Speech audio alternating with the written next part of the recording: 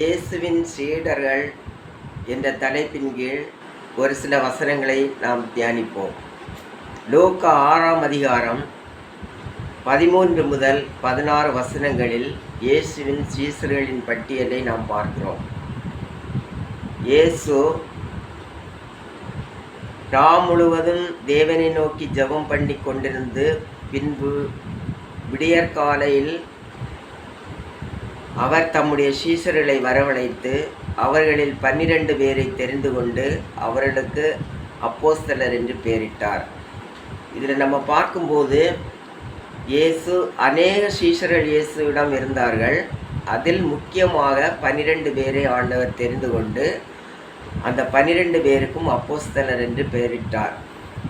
அவர்கள் யாரெனில், பேதுரு என்ற தாம் பெயரிட்ட சீமோன், அவன் சகோதரனாகிய அந்திரேயா, யாக்கோபு, யோவான், பிலிப்பு, பர்த்தலமேயு, மத்தேயு, தோமா, அல்பேயுவின் குமாரனாகிய யாக்கோபு, செலோத்தே எனப்பட்ட சீமோன், யாக்கோபின் சகோதரனாகிய யூதா, துரோகியான யூதாஸ்காரியோத் என்பவர்களே. இந்த 12 பேரில் யூதாஸ்காரியோத்துக்கு மாத்திரம் துரோகியான யூதாஸ்காரியோத் என பெயர் சூட்டப்பட்டிருக்கிறது. ஏனெனில் இந்த யூதாஸ்காரியோத் ஆண்டவரோடு கூட இருந்தும் அவன் மேல் சாசானவன் புகுந்து அவனுக்கு பண ஆசையை உண்டு பண்ணி ஆண்டவராகிய இயேசு கிறிஸ்துவை காட்டி கொடுக்க வேண்டும் என்ற ஒரு எண்ணத்தை அவனுக்கு உருவாக்கி அவரை 30 வெள்ளிக்காசுக்காக முத்தமிட்டு காட்டி கொடுத்தான். இவனில் பண ஆசை வந்ததின் நிமித்தம் அவன் இதற்கு ஒப்புக்கொண்டான். ஆனால் தேவ சித்தமும் அப்படியா இருந்தது. ஆண்டவராகிய இயேசு கிறிஸ்து இப்படி காட்டி கொடுக்கப்பட வேண்டும், அவர் கல்வாரி சிலுவையில் அறையப்பட்டு நமக்காக மரித்து அடக்கம் பண்ணப்பட்டு 3ஆம் நாள் உயிரோடு எழும்ப வேண்டும் என்பது பிதாவின் சித்தமாக இருந்தது. அதற்காகவே இவன்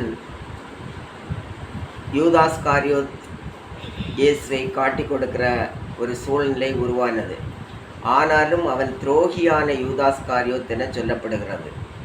இதே போலதான் உலகத்திலும் யூதாஸ்காரியோத் போன்று ஆண்டவராகிய இயேசு கிறிஸ்துவோடு கூட இருந்து அவரோடு கூட ஜெபித்து அவரோடு கூட சாப்பிட்டு அவரோடு கூட ஒரே வீட்டில் வாசம் பண்ணி எவ்வளோ சந்தோஷமாக இருந்திருப்பான்.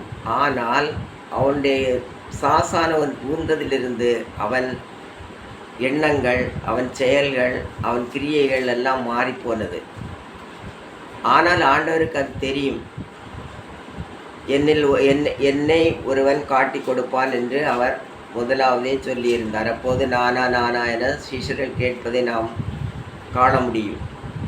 அப்படிப்பட்டதான யூதாஸ்காரியோத்து எவ்வளவு அன்பான சீஷனாக, எவ்வளவு ஆண்டவருடைய உபதேசங்களை கேட்டவனாக இருந்த போதிலும் இந்த பொல்லாத காரியத்தை செய்வதற்கு அவன் ஒப்புக்கொண்டான். இயேசு கிறிஸ்துவின் சீடராகுவோம், விசுவாசத்தில் முன்னடப்போம், இனி எல்லாருமே அவர் பணிக்கெனவே ஒன்றாய் எந்நாளும் உழைத்திடுவோம். நம் இயேசு ராஜாவே இதோ வேகம் மாறாரே, அதிவேகமாய் செயல்படுவோம்.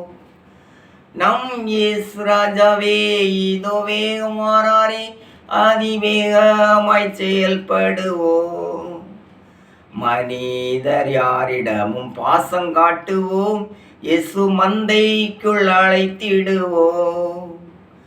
அதி உற்சாகமாய் அதி சீக்கிரமாய் ராஜபாதையை செம்மையாக்குவோம்.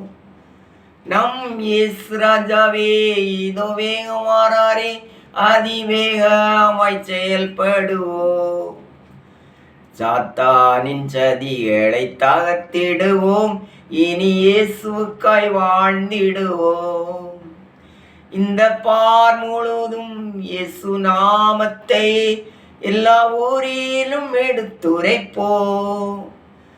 நம் இயேசு ராஜாவே இதோ வேகம் மாறாரே, அதிவேகமாய் செயல்படுவோம்.